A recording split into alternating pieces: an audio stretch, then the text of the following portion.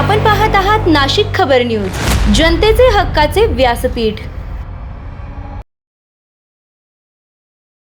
सिंहस्थ कुंभमेळ्याच्या पार्श्वभूमीवर त्र्यंबकेश्वर येथे भाविकांसाठी अत्याधुनिक सुविधा उभारण्यास शासन कटिबद्ध असल्याचे प्रतिपादन जलसंपदा तथा कुंभमेळा मंत्री गिरीश महाजन यांनी केले।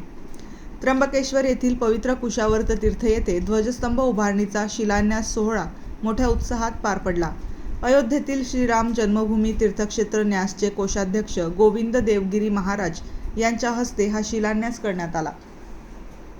यावेळी खासदार राजाभाऊ आजे, आमदार हिरामण खोसकर, अखिल भारतीय आखाडा परिषदचे अध्यक्ष रवींद्रपुरीजी महाराज, महामंत्री हरिगिरीजी महाराज, आनंद आखाड्याचे प्रमुख शंकरानंद सरस्वती, नगराध्यक्षा त्रिवेणी तुंगार, विभागीय आयुक्त डॉक्टर प्रवीण गेडाम, कुंभमेळा विकास प्राधिकरणाचे आयुक्त शेखर सिंग, जिल्हाधिकारी आयुष प्रसाद, उपजिल्हाधिकारी शरद घोरपडे, जलसंपदा विभागाचे अधीक्षक अभियंता राजेश गोवर्धने, कार्यकारी अभियंता निलेश पाटील, सार्वजनिक बांधकाम विभागाचे कार्यकारी अभियंता नवनाथ सोनवणे, राहुल पाटील, वैभव भागवत, तहसीलदार गणेश जाधव, मुख्याधिकारी गोविंद जाधव तसेच पुरोहित संघाचे अध्यक्ष मनोज थेटे यांच्यासह अनेक मान्यवर उपस्थित होते।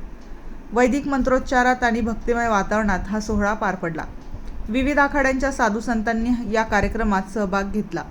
यानंतर मंत्री गिरीश महाजन यांनी त्र्यंबकेश्वर परिसरातील विविध विकास कामांची पाहणी केली।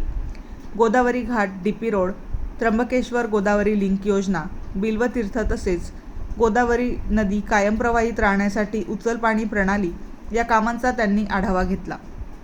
कामे वेळेत व गुणवत्तापूर्ण करण्याच्या सूचना देत येत्या कुंभमेळ्यापूर्वी सर्व सुविधा सज्ज करण्यावर शासनाचा भर असल्याचे त्यांनी स्पष्ट केले।